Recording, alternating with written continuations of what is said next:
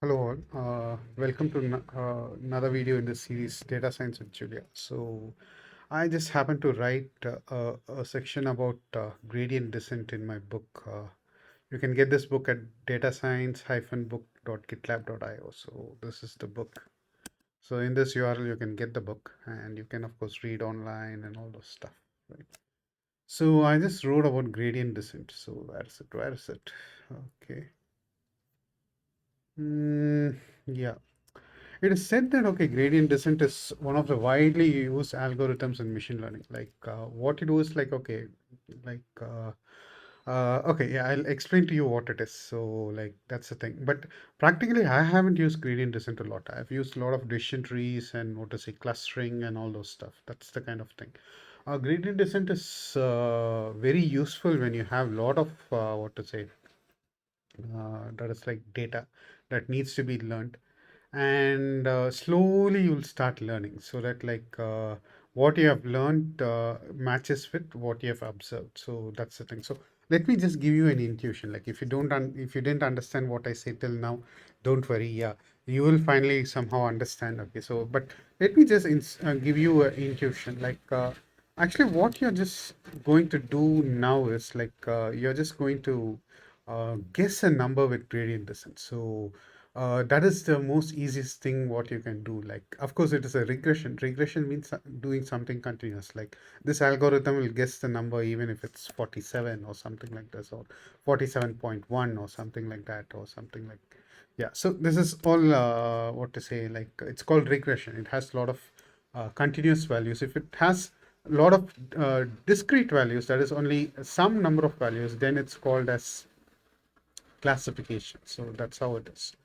So yeah, so let us first run this code. So you have a number and you have something called alpha that is called a step size. Okay, so and then you have a guess. Okay, so let me just run this and I don't know what happened, like why it isn't running.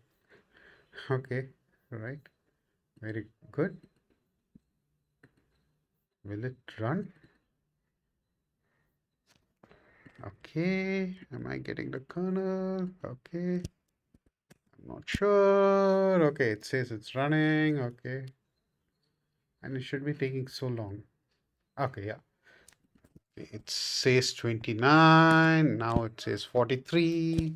Okay, let me get some random guess. Okay, 166. Okay, okay, let's say the guess is 66 or something like that. And now let us compute the error between the guess and the number that needs to be guessed. Okay, so that's the error. So this input signal will be sent to the gradient descent. So with this input signal, it can infer what should be the next guess. So we have a thing called step size, that is alpha, that is very small number compared to the number we are going to guess or something like that. So in now we know what is the number that needs to be guessed or something like that. But in real life situations, you won't know what that needs to be guessed. Okay, so you'll just give some inputs and output, and the guess will just come out. Okay, for that, it's better to keep alpha as very small, possibly even 0.001 in real cases. But since this is just what to say a learning exercise, I'm just keeping it as 0.01. Okay,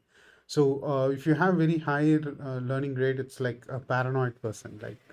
Even though if he observes a lot of things, he'll just get paranoid. So even our guesses will get paranoid. Okay, so just keep it to some small number. Okay, and that's the thing. So this is our error. So what we now do is like we do guess is equal to guess minus alpha star error. That is like alpha multiplied by error. Okay, so that's the thing. So now it's 66. Okay, so now once we apply this formula, it becomes 65.76. So look, that is actually like 65.76 is much nearer to 42. Okay, so that's the thing. And why should we what to say keep doing this manually? Let us automate it. Let us put it into a loop, and I'll just do it for 1,000 times. And I'm just getting it like 42 point something 001, which is almost 42, which is quite good for a learning system. So we have kind of did it. So if you think like I'm just doing some sorcery and something like that, okay, now it's 33. Now it's what to say. The guess is less than number. Okay, so now the error is -9. Okay, So minus error minus alpha into error will become plus. Okay, so now the guess should slightly increase. So okay, like 33, and now what? Now 33.09. Definitely 33.09 is much nearer, is nearer to 42 than 33. So let's do it for another 1,000 times, and it's 41.99, almost 42, right? So that's the thing. So this is gradient descent. So now I think you'll be able to appreciate the graph what I've put. I took it from Wikipedia, since my book is GPL 3 and Wikipedia is also of the same license. I have the luxury to use all those Wikipedia content and what to say images in my book. So that's the thing. So this is the image that's been taken from Wikipedia, and this is the gradient descent image. So you have this error functions. Okay, imagine like a very very complex function, and the error is somewhat like very very odd shape, right? So in our thing, okay, if it's beyond 42, the error will increase like that. At 42, the error will be zero, and below 42, the error. So it'll be like a V shape. Okay, V shape, and at 42, error will be zero. But in this diagram over here, like what I'm just put is some complex function, like it's some kind of gradient. Okay, in our shape, the gradient is kind of V shape. Okay, so that's the thing. And if you just 0 to 42, at 42 that V will touch, and if you go beyond 42, the V will go up. Okay, so the graph will go up. But over here, like let's assume there is some complex function, and imagine that you're placing balls in various points and let the ball roll down. So the ball is rolling down the gradient, or imagine like water droplets. Okay, so that they'll even, or ink droplets, they'll leave a trail, right? So imagine something like that. Okay, so they're just rolling down. So slowly they'll just roll down and come to the optimum minimum point. So in our case, the number is 42. So it either went to 41 point something, or what to say, or a very very low very value that's very very near 42. That's what happened. Okay, and there is a disadvantage of gradient descent, where if you look at the droplet that's farther away, like if you just look at this droplet over here, right? Yeah, so it is settling in a local minima. It's not settling in a global minima. Whereas these two droplets over here and here, they are settling in a global minima. So there is one problem that's there in gradient descent, but by choosing different values, like you can overcome it. But yeah, those are all advanced topics. This is just introduction to data science. So actually this is what gradient descent is, and that's what we have done in our very very simple example. That's kind of like 10 lines of code or something like that, so we are able to do it. So that's the thing. And I don't suppose it's even 10 lines of code. Okay, so it's 4, 5, 6, okay, 7, 8, 9. Okay, I think 9 lines of code or something like that. Okay.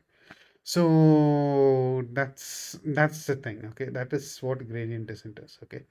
So now what we are just trying to do, we have just put everything what you have done here over here, like okay, so and we have noting down the guesses and errors in arrays. Okay, and for each guess and each error we are just pushing it so that we can just plot it, right? So that's what we're just doing. So now I'm just plotting it. So yeah, of course plotting in Julia takes a little bit of time, so I don't know why. The thing is, okay, yeah, one might ask like why Julia, I say Julia is fast when plotting and all is slow and all those stuff. The thing is, what to say, like plotting might be slow, but generally Julia is fast, and when you put it into server, it's really fast. So that's the thing. So okay, yeah, look, happens to be like our guess is far beyond 15, possibly 14 or 13 or something like that, and this is 42. And look, our rises rapidly, and round about like 35 or so it just bends and really bends, and then it just around 40 it just really decreases, and that's because the error is decreasing as we get near 42. Error is decreasing, so our what to say, our next guess, our next step will also decrease. So that is what is called as gradient descent. So yeah, this is a basic video about gradient descent. Possibly in the next video I'll be talking to you more about like how to do gradient descent for a line. That is like we'll have set of points. We'll try to fit a line to it. Okay, so that's it. I hope you have enjoyed this video. Thanks for watching. Bye.